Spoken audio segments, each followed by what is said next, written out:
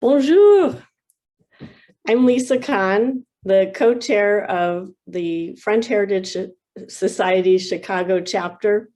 And thank you all so much for joining me today in what I know will be a great treat, a real treat. And your attendance today in support of our FHS initiatives directly impact Chateau de Rosa Bonheur and all of their restoration projects. So un grand merci à vous. One of the joys of being involved with FHS is visiting grant recipient sites in France and in the United States and meeting all of the wonderful people there. Last December, I had the pleasure of visiting Château de By, Musée de Rosa Bonheur, and having an unforgettable lunch in the salle à manger de Rosa Bonheur and taking a fantastic tour with Lou Brault. During my visit there, I couldn't help but realize all of the cool connections between this place and this artist, Rosa Bonheur, and Chicago in the Midwest. So it became clear to me that we had to have a virtual event to reacquaint ourselves with this very significant artist from the 19th century, one of the most significant, and knowing that she's still so relevant today, and also to strengthen our ties of friendship with this wonderful place in France and the great city of Chicago. So voila, here we are. We'll have time at the end of our presentations today to have a Q&A. We'll have some time. So until that time, if you're not a presenter, if you would please remain on mute. And then when it's time for Q&A, by all means, we can't wait to hear from all of you. I know there will be wonderful, wonderful questions and discussions. Before we get started, I'd like to offer my sincere gratitude to Sharon Lear of PKJ Compass Group Realty, who is our event sponsor. And you'll find Sharon hard at work, both in the Chicagoland area as well as Florida. I would also like to extend my deep appreciation to Brian Reed of Reed Centraccio Law Firm here in Chicago, as well as he has offices in Lyon, France, and to Andrea Rayla of Rayla and Associates and Train Incorporated here in Chicago. They're both sustaining annual sponsors of the Chicago chapter. And I'm so happy that both Andrea and Brian were able to take some time out today and join us. So bienvenue. And until all of you have the pleasure of visiting Musée de Rosa Bonheur, there's no better way to get a sneak peek and learn from a true expert about this formidable artist than to take part in a virtual behind the scenes tour and talk. So I'm pleased to introduce the founder and her daughter of the Musée de Rosa Bonheur, Katherine et Lou Brault. And I'm also thrilled to introduce our first presenter, the Rothman family curator of prints and drawings at the Art Institute of Chicago, Jay Clarke. Take it away, Jay. Hello, everyone. Thank you so much for including me in this wonderful event. I'm Jay Clarke, and it's such a wonderful opportunity for me to be able to delve into the art and life of this incredibly gifted artist, Rosa Bonheur. And before I get started, I want to send a quick shout out to my wonderful intern this summer, Akanksha, who helped me with my presentation. She's here today, so thank you, Akanksha. Rosa Bonheur had so many groundbreaking accolades during her lifetime. She was the most famous and successful commercially woman artist in the 19th century, bar none. And she was also the first woman artist to ever receive the Légion d'honneur. So I'm going to do share screen so you don't have to look at my face and you can look at pretty pictures instead. And we will get this. All right, is that working okay? Great. All right, so we're going to start with some images of our subject for the day. On the left, we see Rosa Bonheur with a group of studies under her arm, and the artist from 1957, and the artist who painted this initially showed Rosa Bonheur with a desk next to her, and she decided she didn't like it, so she painted over the desk and underneath her arm painted her friend this lovely, rather surly looking bull with horns. So again, very early on, she's immediately associated with the animals that she painted. In the middle, we see Rosa Bonheur in her studio with, again, a sheet of studies in front of her by her later partner, who we'll find a little bit more about her later, Anna Clarke. This is from 1898, so just the year before she died. And then on the right, we see Rosa Bonheur again with a laurel wreath, or you could call it a crown, which her partner Anna Clarke made for her, and in which she was actually, in fact, buried. So just to start a bit about her youth and her education and upbringing, she was taught to paint by her father, who was an artist, and we see him here on the left, Oscar Raymond Bonheur, in a self-portrait. He was actually a member of a utopian society, which is known as the Saint Simonians. And this society believed in gender equality. And, but because of his involvement with this society, he essentially left his family to participate and left his wife and 4 children at home. And apparently it was a rather difficult lifestyle. They didn't have a lot of money. And there are a variety of theories about what happened to his wife, but she passed away, probably the result of a cholera epidemic that swept through Paris. This is all sound very familiar to us now. The family apparently had to stay secluded in their home for some time, and she was buried in a pauper's grave. She died again at the age of 36. So as a teen, Rosa Bonheur there was a variety of opportunities open to her. One of which is a seamstress, which she didn't particularly enjoy. And then she also went to a boarding school where she was taught, to be the accomplishments of a lady. And she was apparently kicked out of boarding school. My son's going to boarding school this fall, so let's hope the same thing doesn't happen to him. But because of her sort of rambunctious and boyish nature, she was not seen fit to stay in this boarding school. So she then worked with her father, and he taught her how to be a painter. Now, one of the things that he did is he had what was called a drawing school for young women. And this was often a way that artists, male artists, could make extra money, because women, of course, were not allowed in the state-sponsored art academies. So they were often taught by male artists, and he was one of those. He was one of those people. So in the middle, we see Rosa Bonheur with her family. Now, all of her siblings, her 2 brothers and sister, were also artists. But I find it interesting in this photograph that she's the one making the art. So of course, she was the best known of the family. And this photograph is what is known as a carte de visite. Now, a carte de visite is sort of like when you have a calling card, when you have your business card or your personal card. But it was at this point in relatively early photography in 1863, they were not only given to friends and acquaintances, but you could buy them as a sort of memento of someone famous. So famous people often had multiple photographic societies making carte de visites that could be purchased.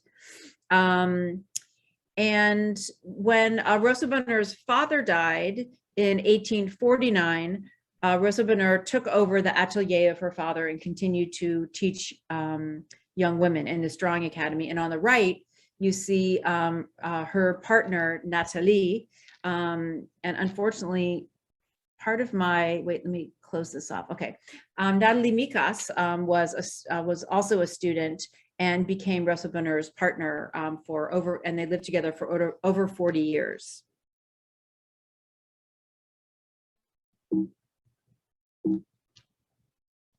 Okay, so we come immediately to her most famous work, which is called The Horse Fair of 1855.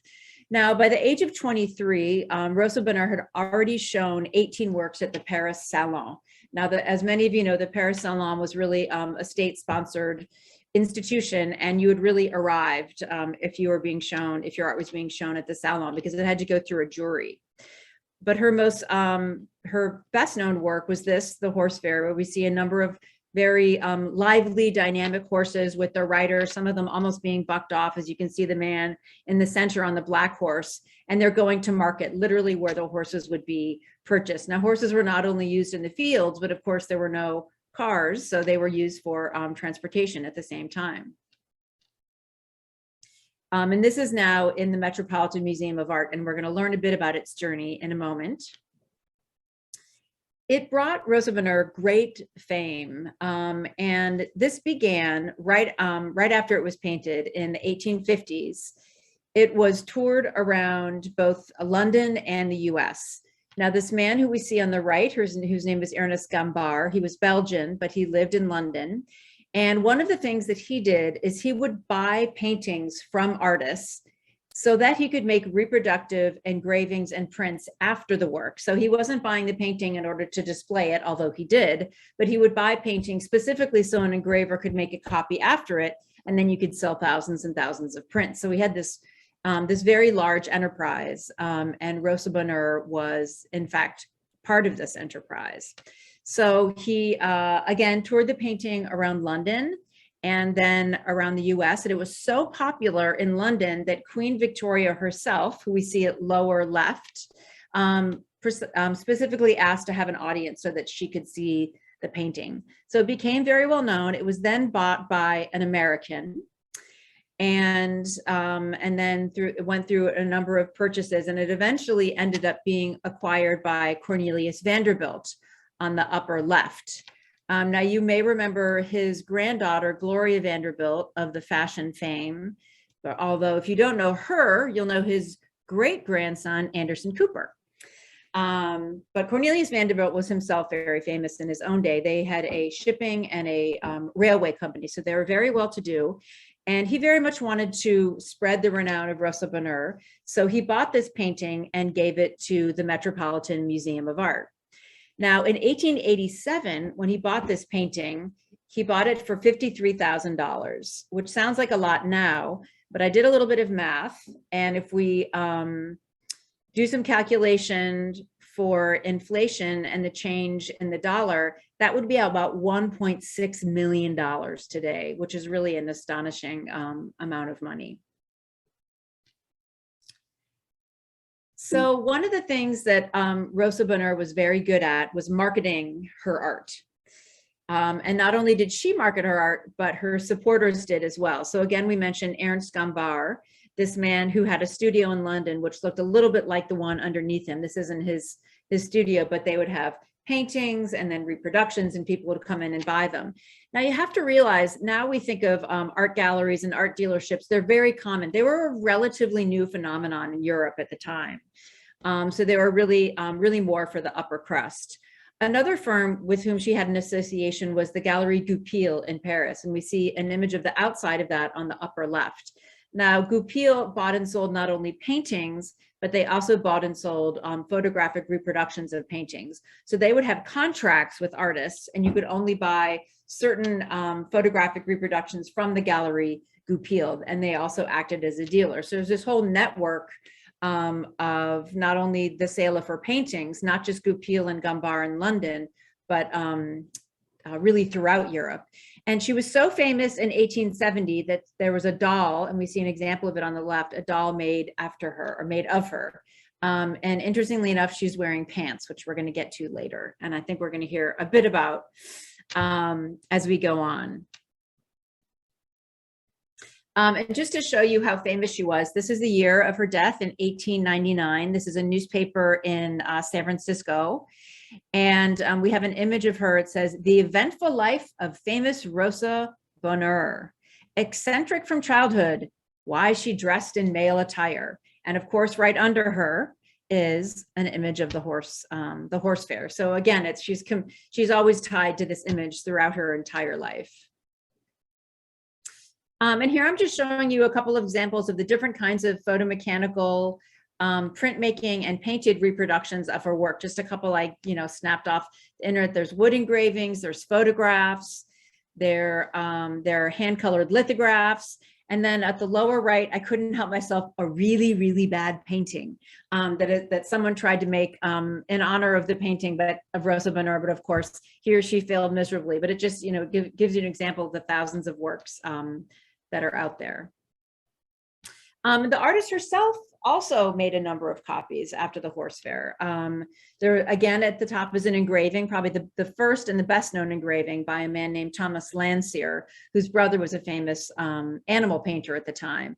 But this is the first sort of official painting that was done after the the official reproduction in the terms of engravings. Photography at the time, although it was becoming established, most artists at the time in the 1850s, 16s, 70s, even through Impressionism, they didn't particularly like photographic reproductions of their paintings because photography was not sophisticated enough at the time to capture a crisp image. The oil paintings tended to look a bit muddy and hazy, so most artists wanted engravings made after their work. On the lower left, we have another smaller version that Rosa Bonheur herself made, which is now in the National Gallery in London. It was purchased and given to them.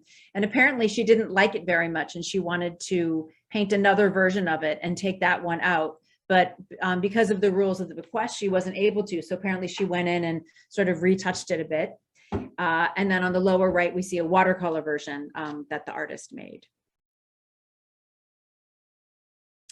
As you can imagine, there were hundreds of studies that she did throughout. The painting was finished in 1855, but she started making studies for the paintings for the painting around 1850. And so here we see just two sketches of a variety of compositions she was trying out of the horses for the horse fair. And here in the Art Institute of Chicago's collection, we have a fairly large scale, about this big, maybe a little bit bigger, a large scale study for it, which was made again very early in 1850.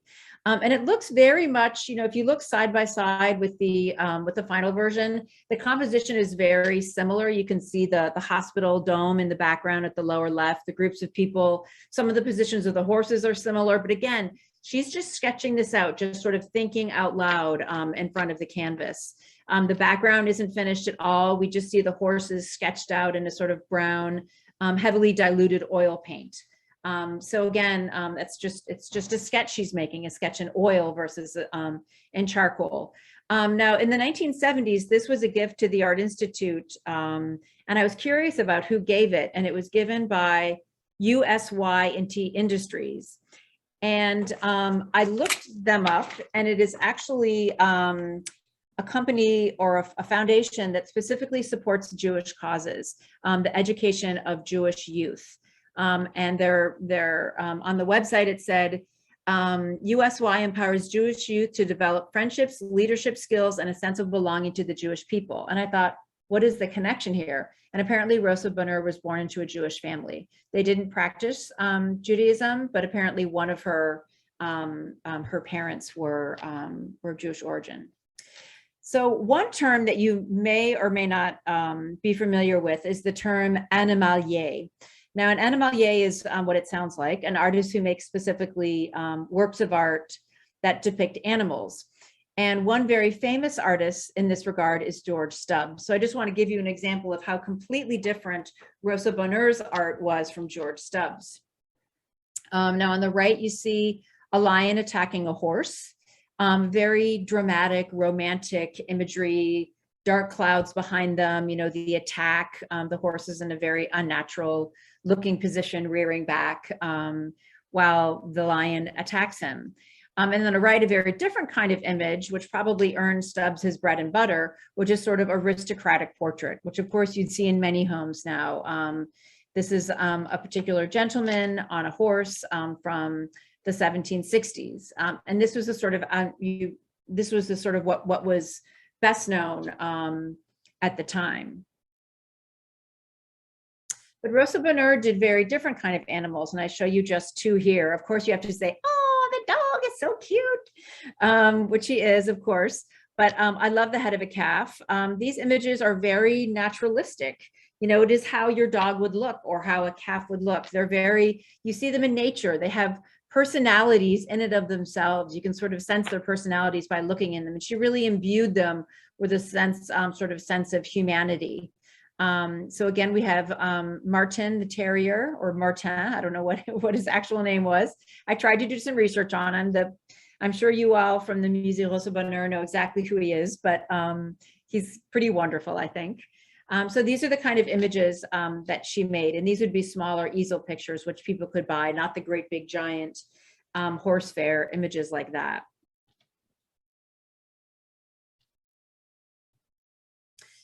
This was perhaps, this was sort of the first work that gave her sort of earned her name in Paris. This was oxen plowing in the Nivernais. And this painting is now housed in the Musée d'Orsay in Paris.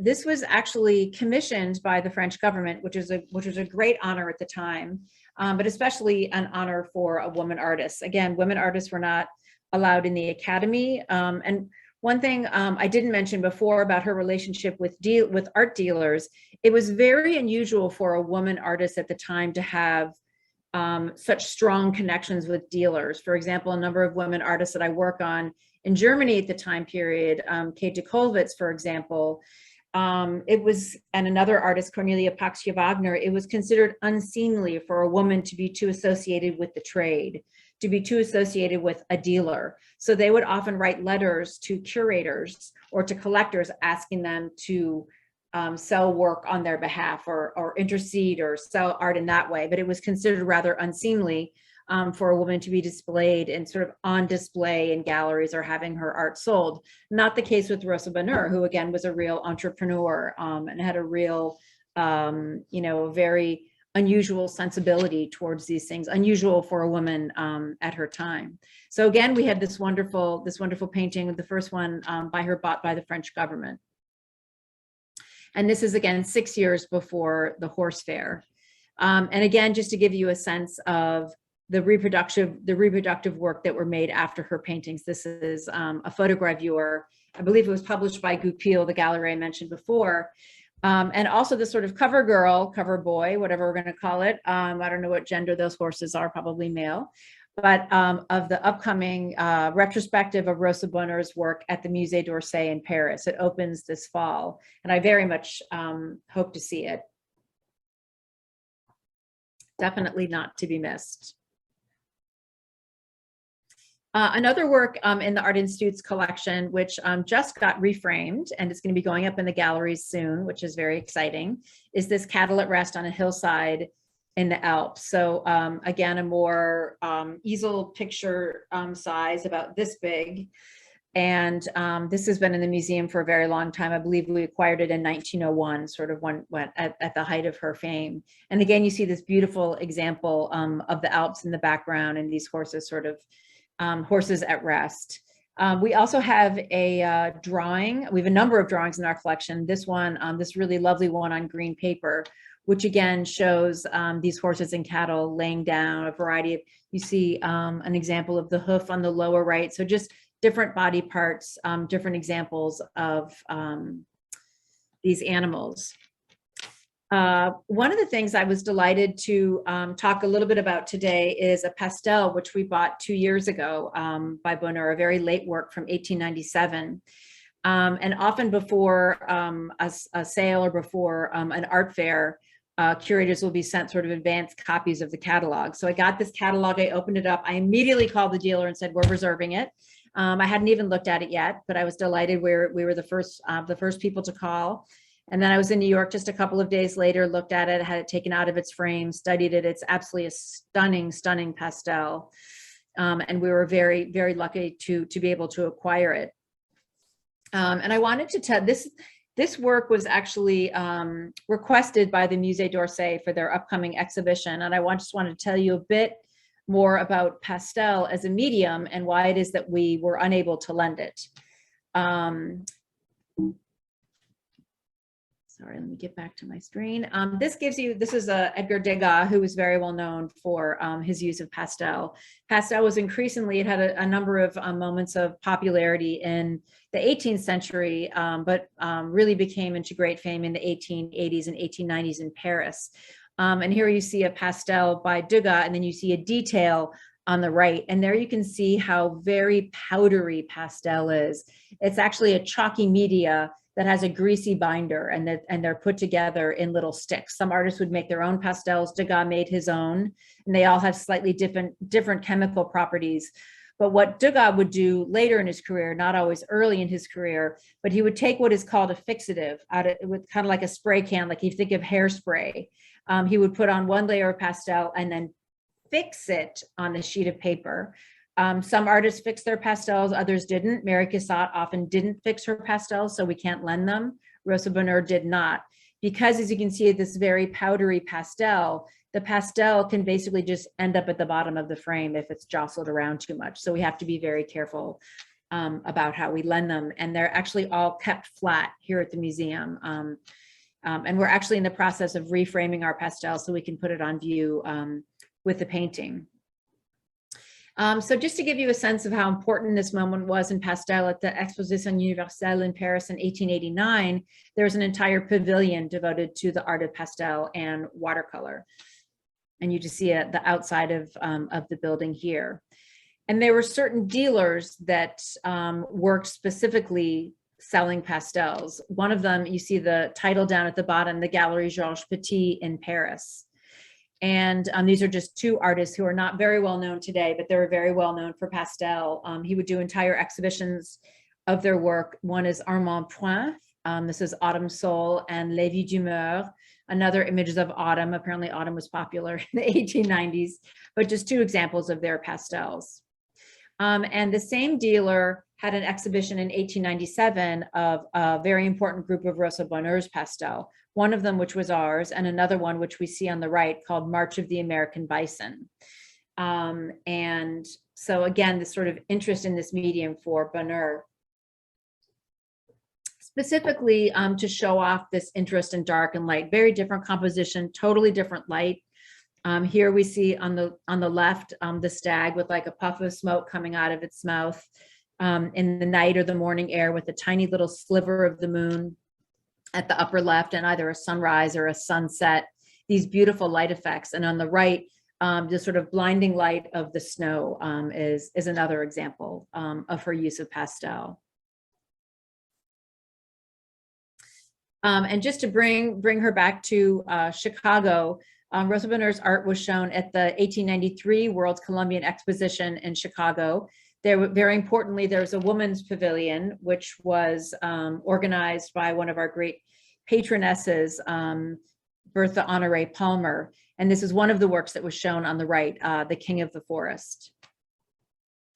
And again, this notion of reproduction, there were reproductions made of these works and sold quite readily. And one we see on the right, and I couldn't resist, I just saw this online. If you want to have a reproduction of these two, you can buy it for $43.95 online. So you see these things on eBay all the time, these reproductive works. But again, it shows how famous they were and how people were really hungry for reproductions of these works. So just wanted to end here with our wonderful new acquisition, The Call of the Stag. And I hope I've given you just a taste of her work and the sort of Chicago connection. And now we're going to learn a great deal more. I know I am so excited to see next up our friends at the Chateau. So I will pass it to them. Thank you so much.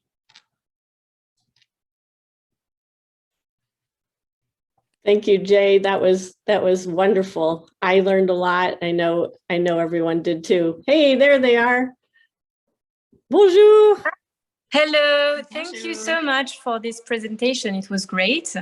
So yeah, my mom is right here, Katherine Brault. I'm Lou Brault. I'm the daughter of my mother. And there is here Harry also. He's a French heritage student, and he's with us for a month. So we are very, very happy to do that that small talk with you. Thanks a lot for the organization of everything. Right now I'm sit in Rosa Bonheur studio. I will show you what I have around me, but just to introduce you the place where we are. So Rosa Bonheur, she bought that place in 1859, sorry, just after selling the horse fair. So it's amazing at that time for a woman, you know, to like just sell a painting and just with this money buy a place like this. She's the first woman who is able, in France to buy a place like this with the money that she earns. So that's very, very important.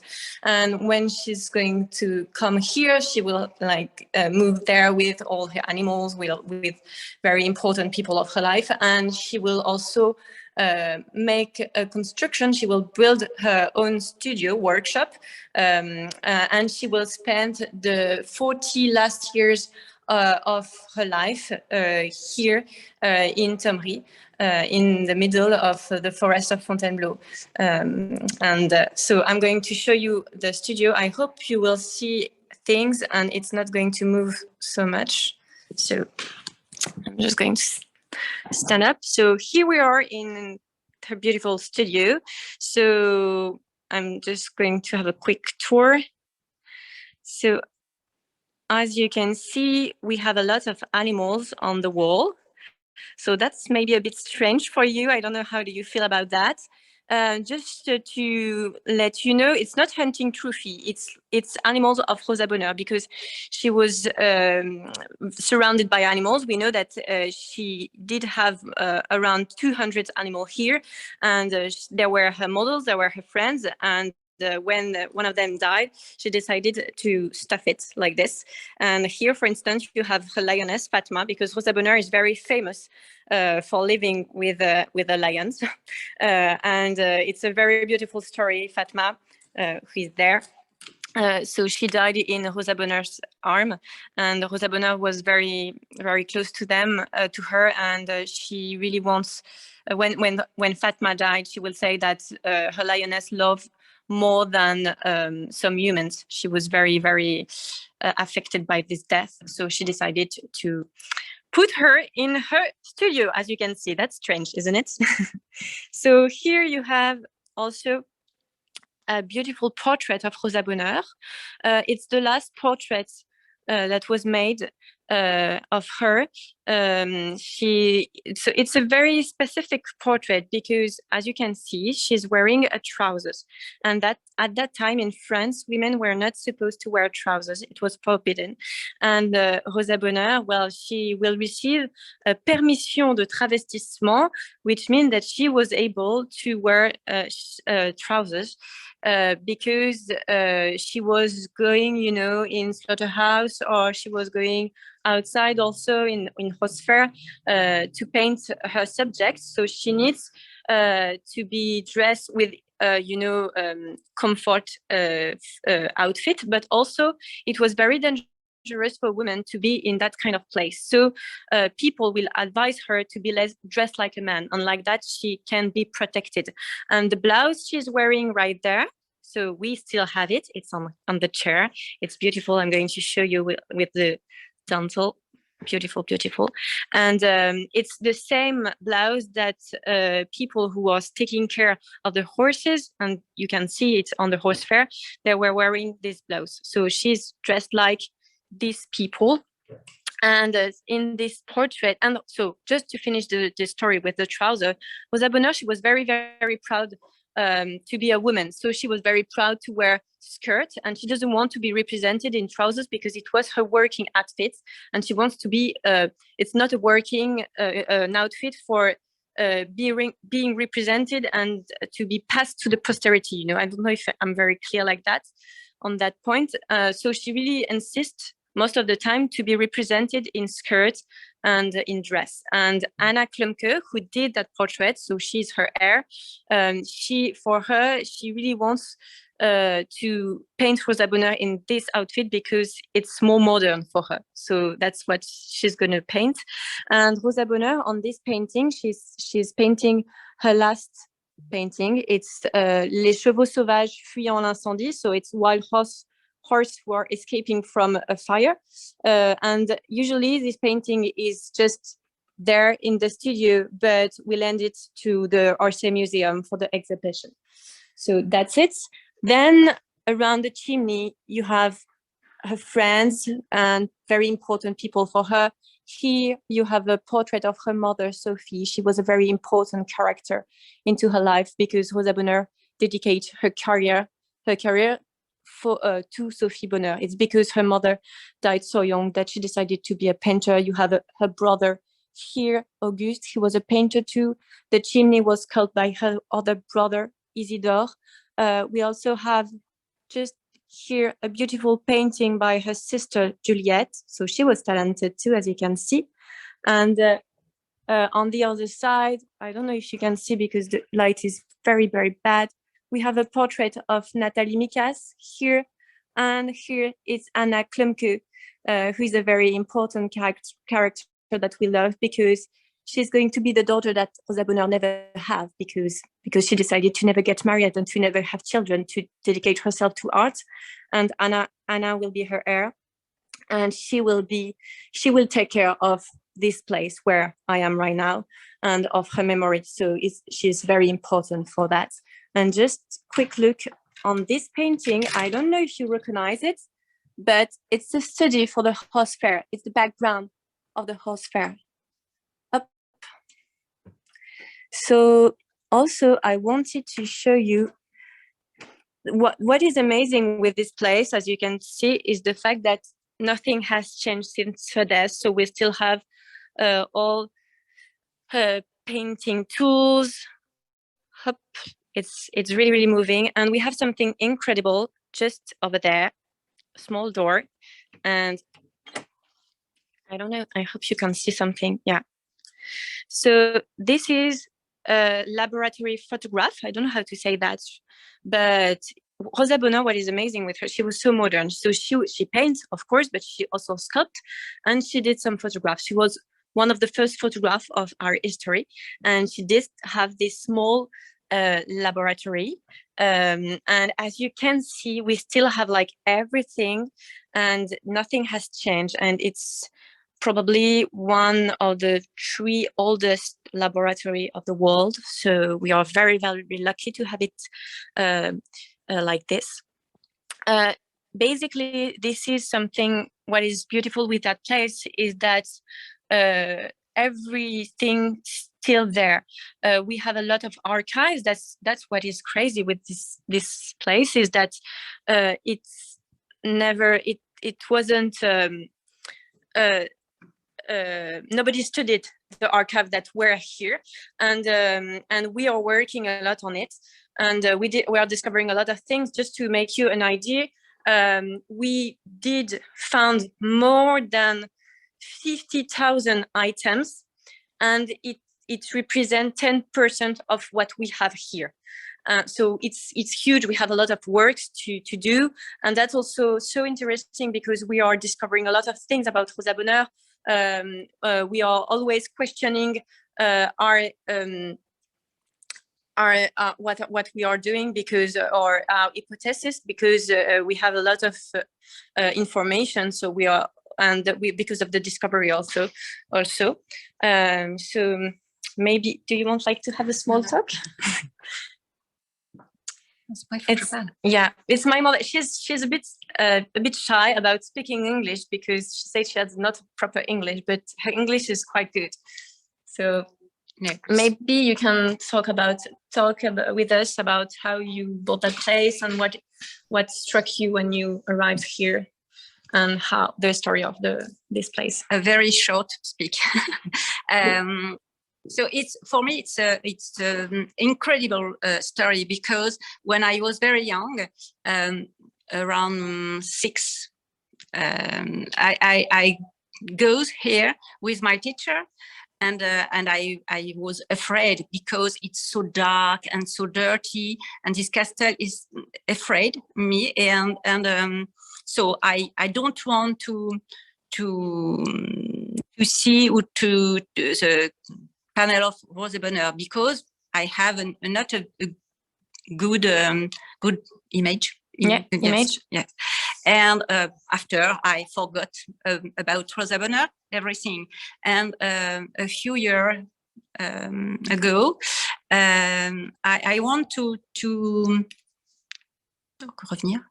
come back in Fontainebleau, because I was born in Fontainebleau, and I want to make something, a little, very little thing to spend my time,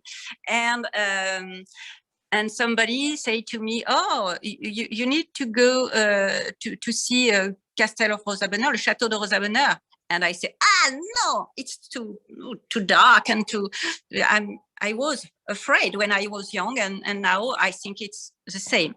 But my curiosity pushed me, and I go to see again the Château de Rosa Bonheur, and I fall in love just in a few minutes.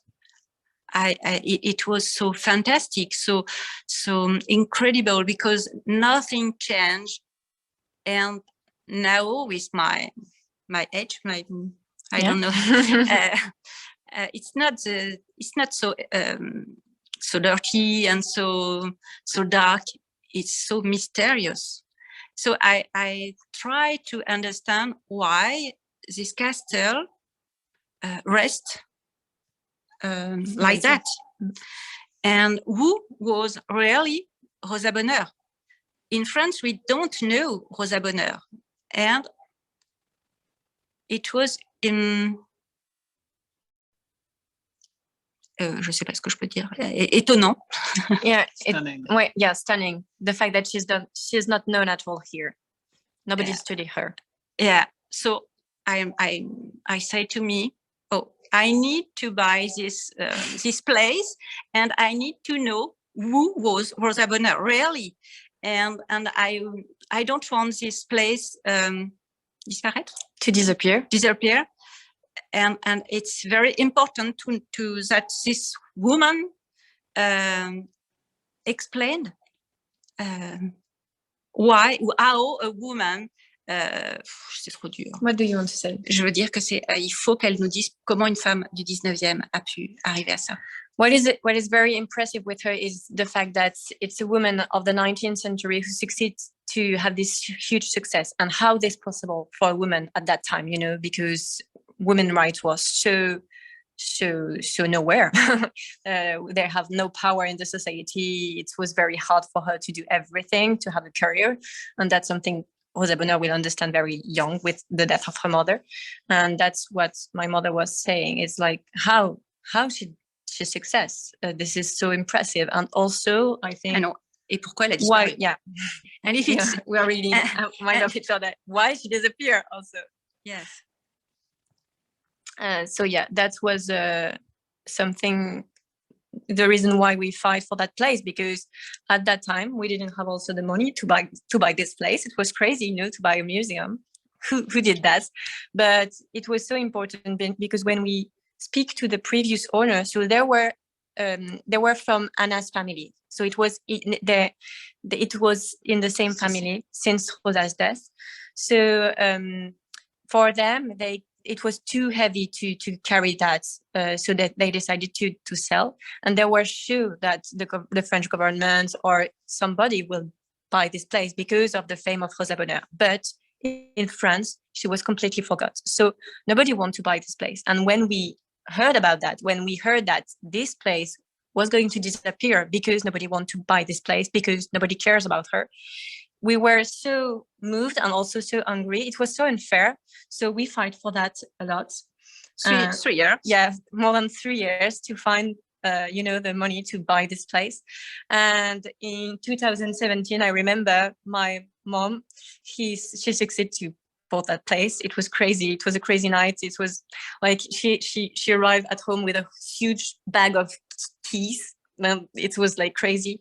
And I remember we eat pizza in the kitchen. We were like crying a lot because we just like for that place. And the day after that, we start our research in the attics, and we start to find stuff, and we start to find drawing and photographs and items. It was so moving.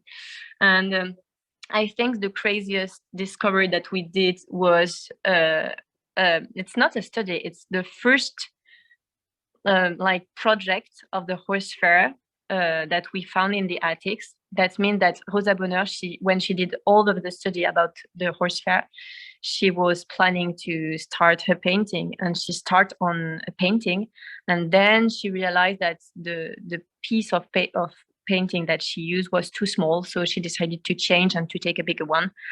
So she put this first step aside, and we found it in the attics, and that was a very, very moving discovery. And that's also because of this discovery that we start to talk with the Orsay Museum that we really, really need to celebrate Rosa Bonheur for the bicentenary of her birth, that also she was so modern, that people need that kind of models right now, because she was fighting for women's rights. She was also defending animals, defending nature. They were very important subjects for her. So that's also people we need right now, because the importance of that subject. So that's also, we're still amazed by this place. It's still a beautiful, beautiful place. And we are very lucky to have this first discussion with the US also, because the United States was a very, very important place in Rosa Bonheur's heart, earth. It was, first of all, she sell most of her painting in the US, and you probably have, probably, yeah, 70% of her collection are right now in the United States. And also, she was very amazed by the way you raise young women, because also she met the Clarke family, but so Anna family, and the sisters of Anna. They were neurologists, astronomist, composer, pianist, painter, and it's huge career at that time, and they are so well educated. And Rosa Bonheur is amazed by the fact that this young lady, they did have choice between having studies, career, and having or being married, and that's something very important for Rosa Bonheur, the fact that they have the choice and they have been educated. So I don't know what I wanted to say first, but so yes, because they are American, this family is American, so she will bond a very, very strong link to the US. So that's very important. So we are very happy to have this quick talk with you, and we are very happy also to do that with the French Heritage Society, because they are one of our first support. So it's we are very, very lucky, and to have this with the Chicago Museum, it's for us, it's crazy. So thank you a lot. I wonder, Lou and Katherine, is it possible for you to be a little mobile and perhaps share with us a few things? I know you mentioned some connections to the United States. Yeah. And I'm thinking of something in particular that you shared when I was there. I think everyone would really love to see. I'm going to show you, but it's in the other room. That's why I was, because it's going to move a little bit. Yes. We are going to we'll walk and talk. We'll walk and talk. And I just would like to say it's so lovely to see you both, and Harry too back there.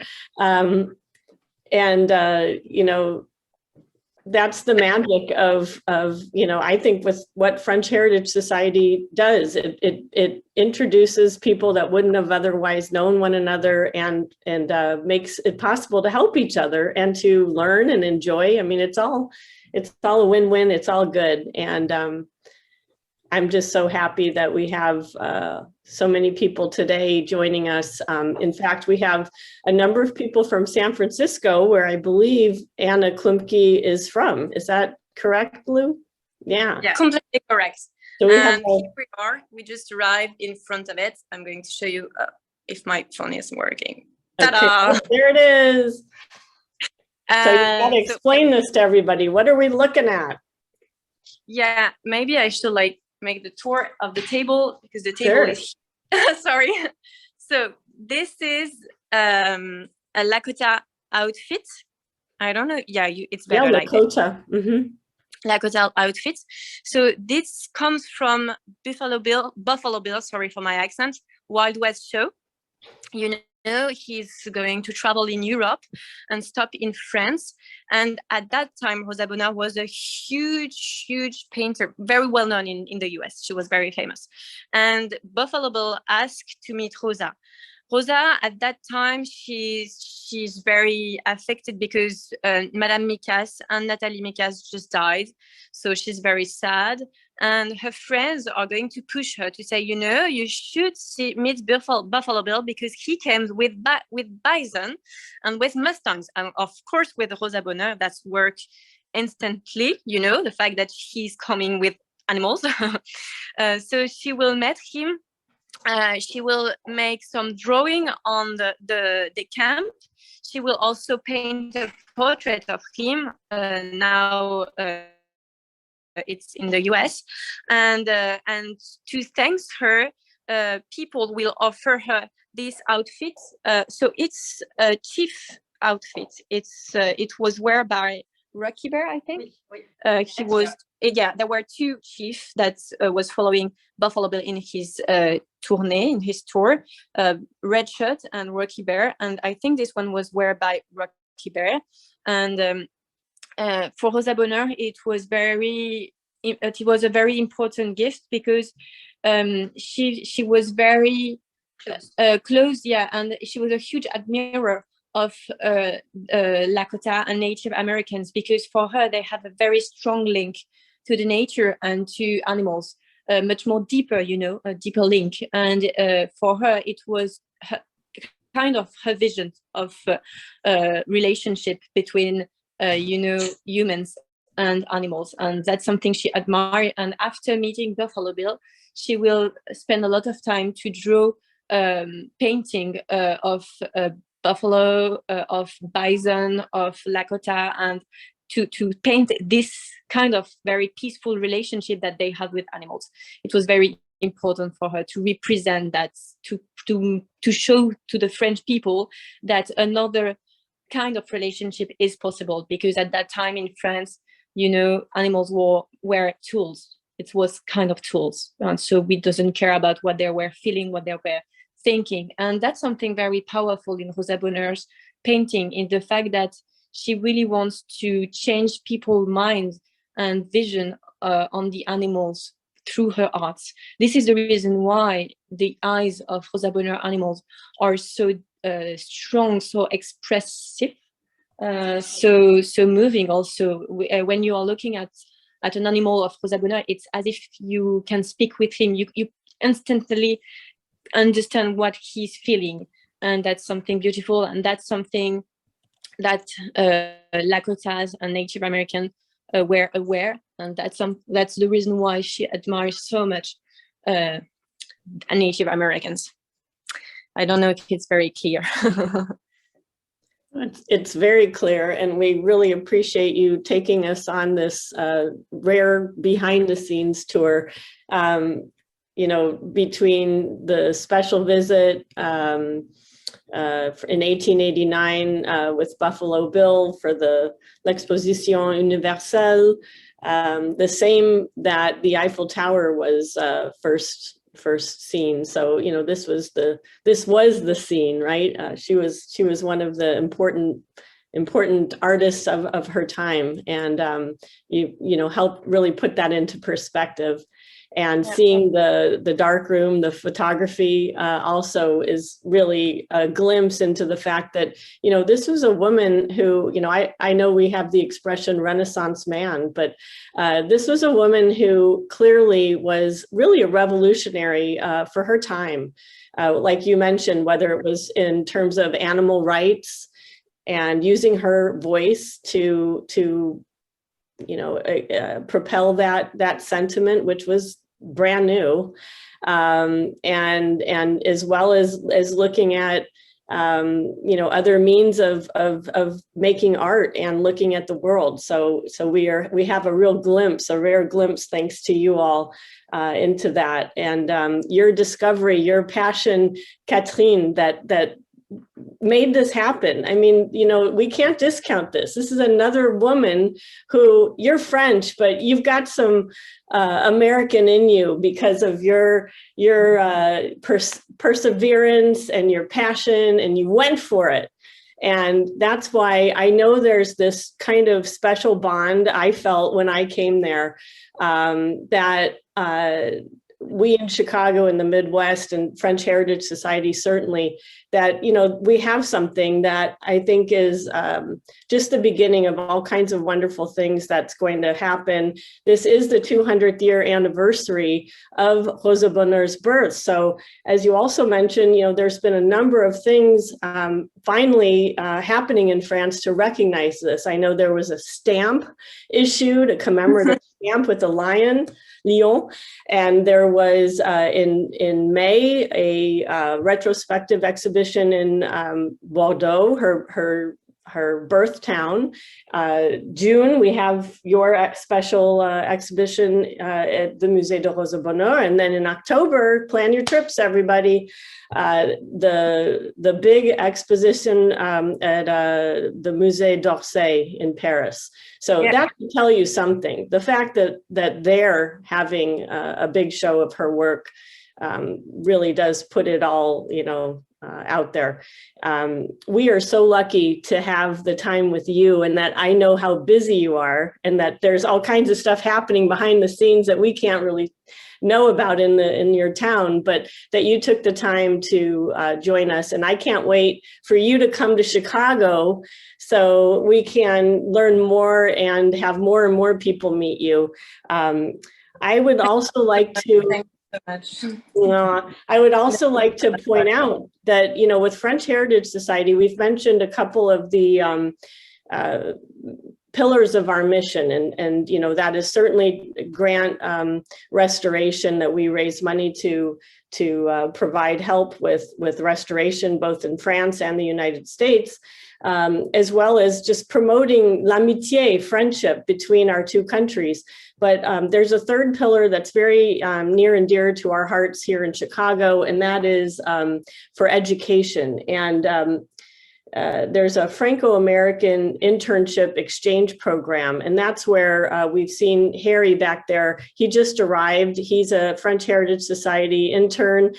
He's a student at Swarthmore. We also have a number of other internships, and one I'd like to share a short little video made by a former intern that was at Musée de Rosa Bonheur, Catherine Weiss.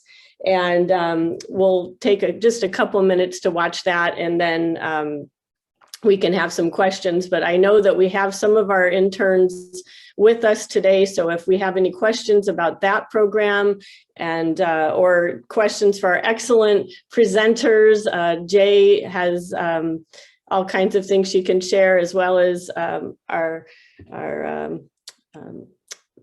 notre ami in Tomery. So Ben, if you wouldn't mind queuing that up.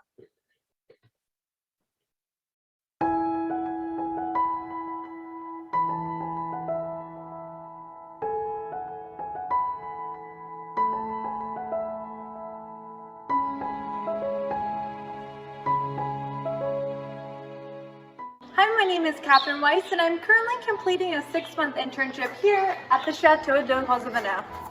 About 2 months into my internship, the entire country went under lockdown due to COVID-19.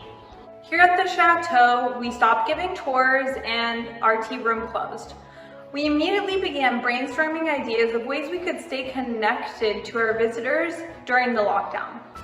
We began posting more frequently across our social media platforms, highlighting archival finds we uncovered during the quarantine. We also recreated artwork and photos from around the Chateau, and we even connected with a French podcast who allowed us to share the life of Rosa Bonheur with their listeners. Given the Chateau's daily activities revolve around welcoming guests, the lockdown did provide a unique opportunity to head back into the attics, which are an archival treasure trove.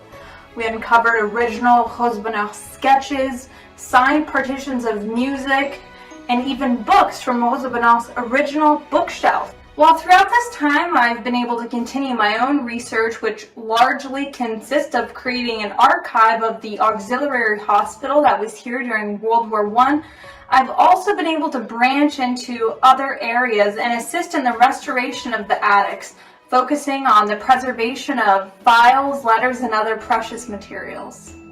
Although this experience has been highly unusual, it's also been incredibly impactful. I've been able to continue with my old areas of research while also branching into new areas of expertise and getting a behind-the-scenes look at the inner workings of cultural institutions here in France. Thank you, French Heritage Society, for this incredible opportunity.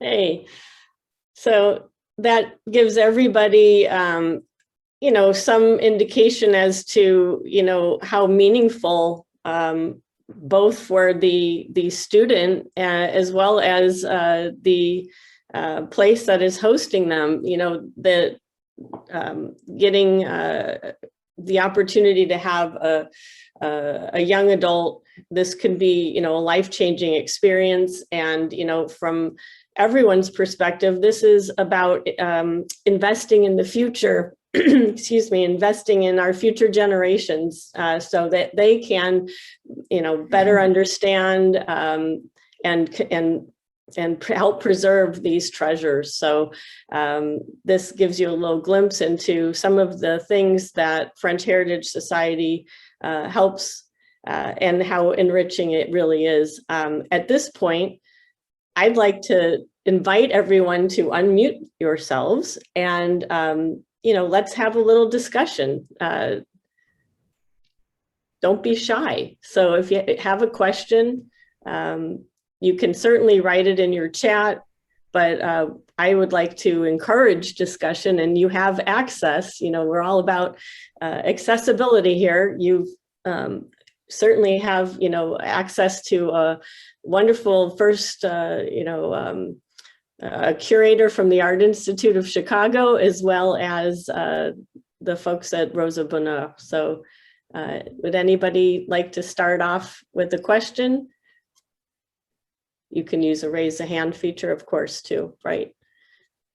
So I'm wondering if we can't get anybody to start us off, then Lisa, could I just jump in here? Oh, there's some hands. Okay, yeah, sure, Amy. Lisa, And then I do see some hands up. I just wanted to thank you for organizing such a great conference, and also our friends at Rosa Bonheur, who did an excellent job, and such a pleasure to meet you, Jay. I wanted to give an opportunity to Catherine and Lou, maybe to just talk a little bit about the restoration of the Chambre de Raisin. Great idea, which is exactly what the FHS restoration project is. Sure, fantastic. Yeah. So the grapes room, it's a tiny house in the garden, which was very, very important. Yeah, at that time. Yeah, perfect. It's on the left of your screen. It's the room. So it was very important in the 19th century in Thomery because it was for protecting grapes during winter. That means that you can have fresh grapes for instance, for Christmas, because this kind of construction preserve them from around October until April. So it's huge. It's a man of the village who invents a system that preserve grapes, and it's this tiny house with tiny bottles also, and thanks to that the grapes stay fresh, and it's a very important patrimony in our village, because that's how Tumri became rich at the 19th century, and it's also the story of the architecture of our village, because the whole village is built based on that culture. It's very all the walls, for instance, of the village, of the garden, are very long, and the garden are very narrow, because every house at that time was cultivating their own grapes, and all of them has tiny room to protect that kind of thing, to protect grapes. But what is specific with this one is that it's the only one who remains today, because all of them were destroyed, and also most of the time they were inside the house, not outside. So it's a very, very specific construction.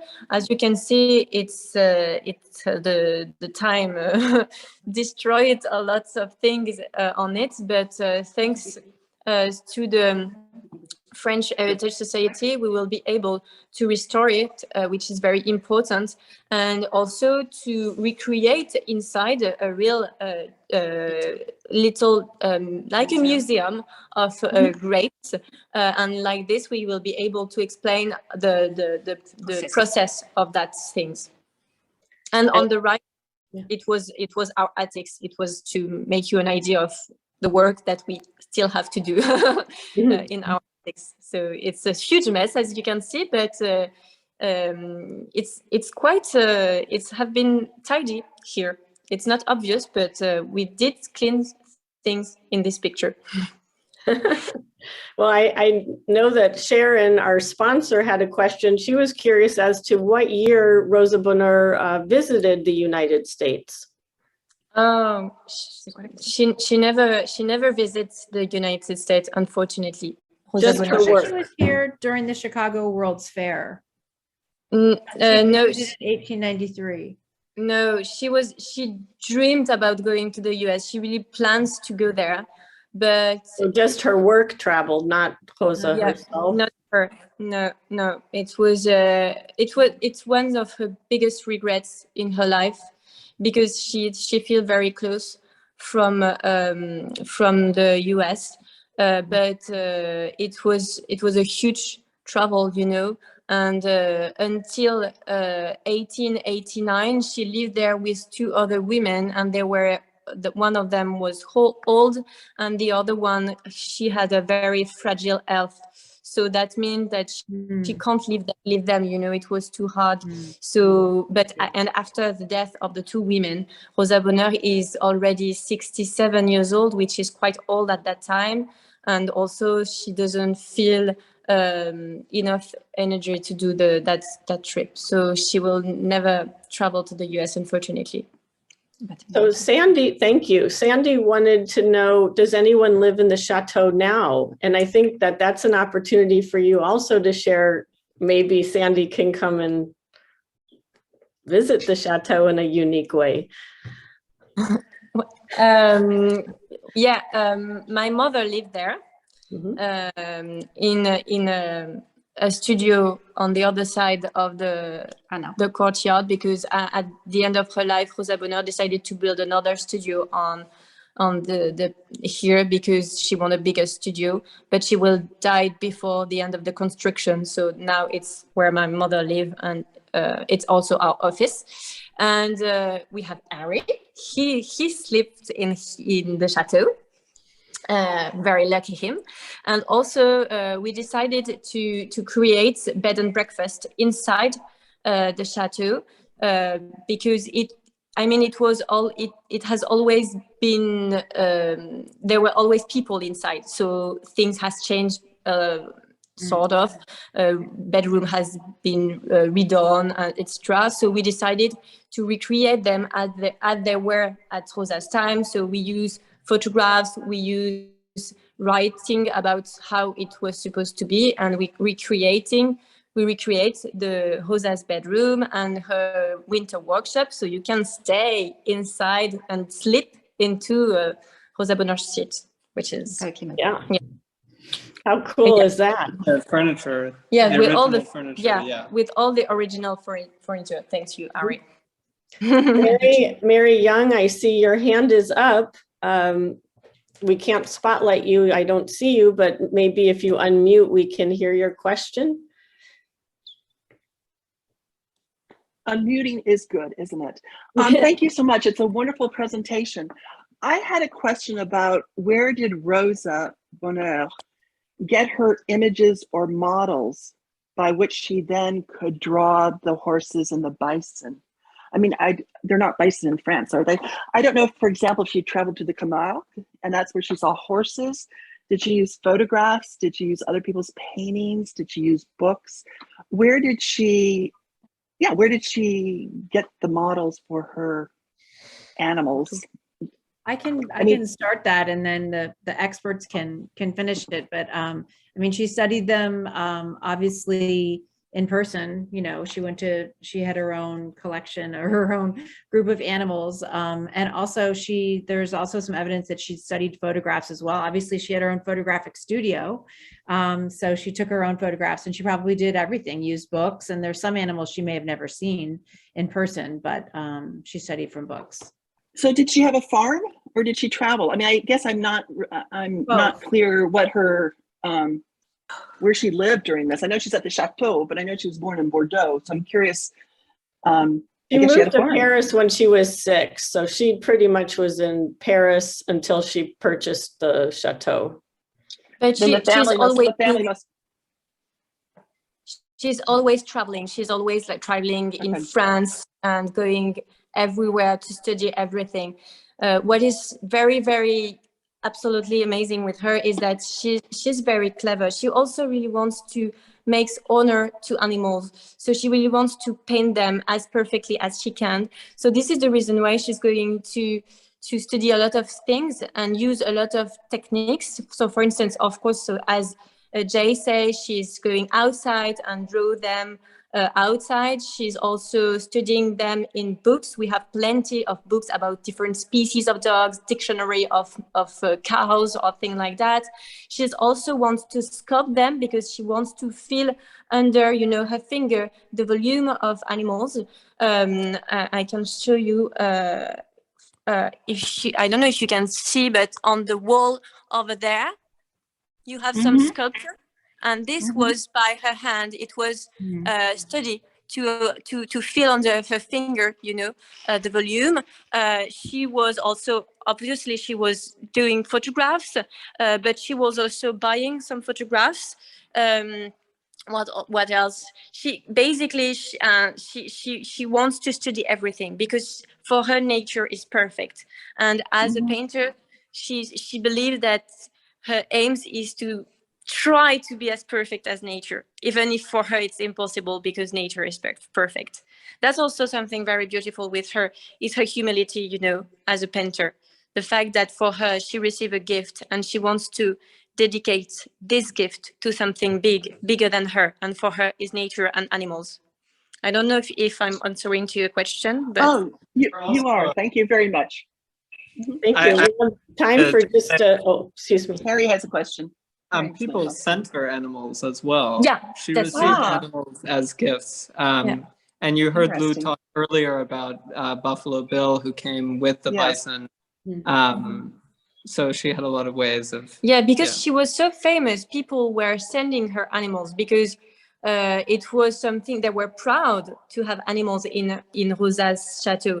We have a huge park, so there were 200 animals in the park. So she was surrounded by all kinds of animals. We know that she had an otter, for instance, a squirrel, a monkey, a donkey, chicken, of course, rabbits, of course, cows, horses, a lot of dogs, a lot of different species of dogs, all kinds of animals.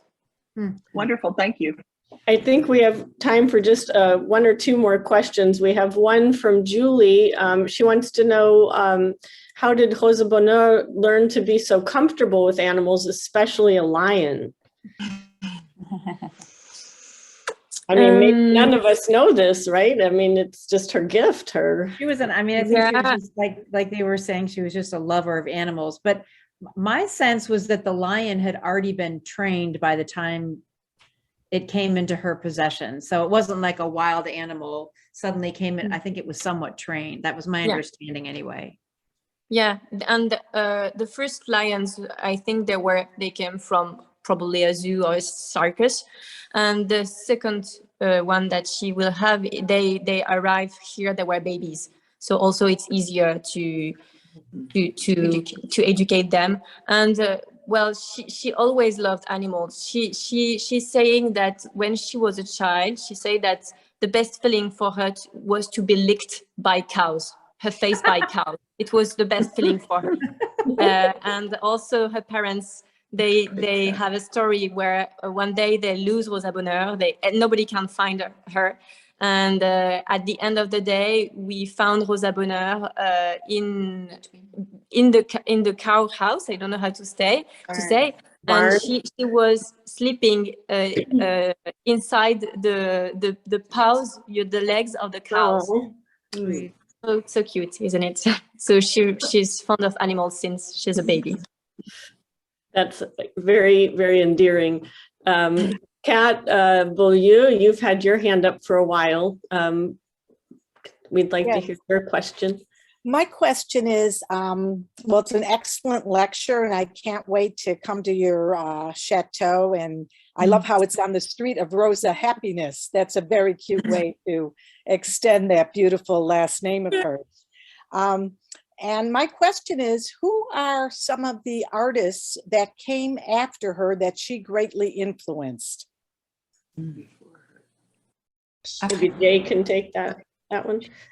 I mean, there are a number of artists. I mean, and ones you wouldn't even expect. Like I've heard Wayne Thiebaud. I think anyone who studies animals was certainly inspired by her. But she's also become a big queer icon as well, especially in the last 5 to 10 years. And I was, of course you go down rabbit holes when you're doing research instead of doing what you're supposed to be doing. You go down rabbit holes, and I just saw, there was a video I saw online that a contemporary artist made a video of her, of how she was inspired by Rosa Bonheur. And this was made just last year. So she continues to really inspire people with her art, with her persona, with her sort of, you could call it today, we'd call it sort of gender bendy attitudes and clothing. And but I would say, because probably in large part because of the work you've done at the Chateau, she's really, her fame is returning. And there's also been a lot more interest in women artists. Museums have put a lot more money into buying artists, by buying works of art by women artists and by artists and people of color, BIPOC artists, and also the the queer culture around her is really just exploding. So it's really an exciting moment for Rosa Bonheur once again in the U.S. True. Also, just to answer, so we know that she influenced some artists. For instance, Louise Abema, she was a French artist.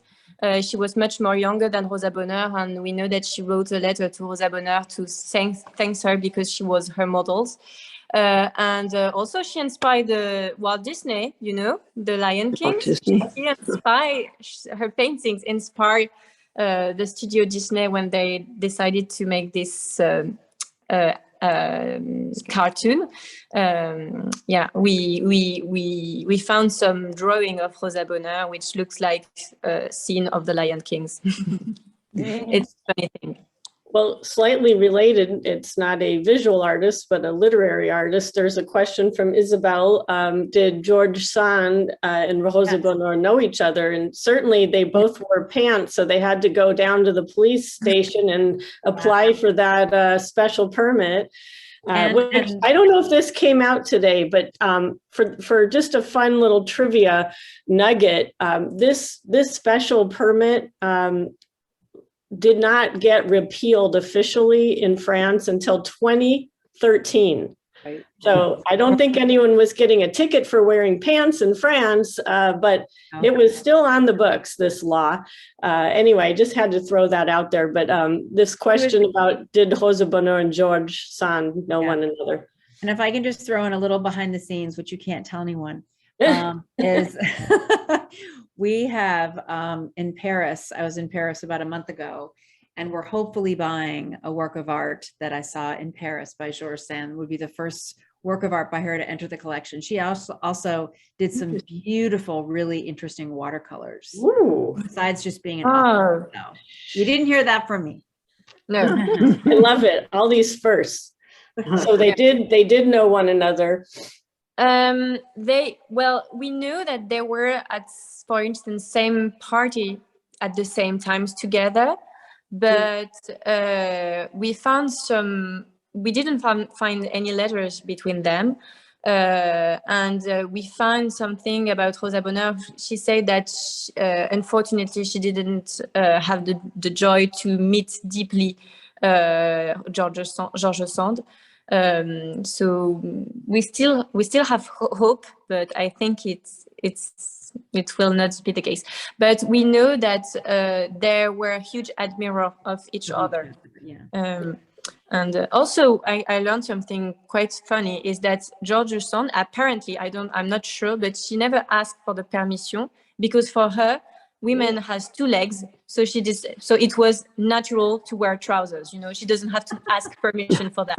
And I find this answer so funny, so I'm just sharing it with you. I love it. Well, this has been a wonderful exchange. And again, I want to thank everybody who's joined in today. Great questions, great discussion, really a lot of fun. And I'm not joking. We need to get you to visit, come to Chicago. I want you all, you and Jay to meet, and I want to be able to, show much more of these relationships and this wonderful artist's story, which we know is very topic of the day. That's very important to get this message out. So thank you all so much. Merci. Thank you so much. And please, join us for other events with the Chicago chapter. We love putting these kinds of events on. We like to have fun. We like to educate. We like to continue to raise money to do all these wonderful things that French Heritage Society is all about. So thank you all again, and à bientôt. Thank you so much. Thank you. Thank you.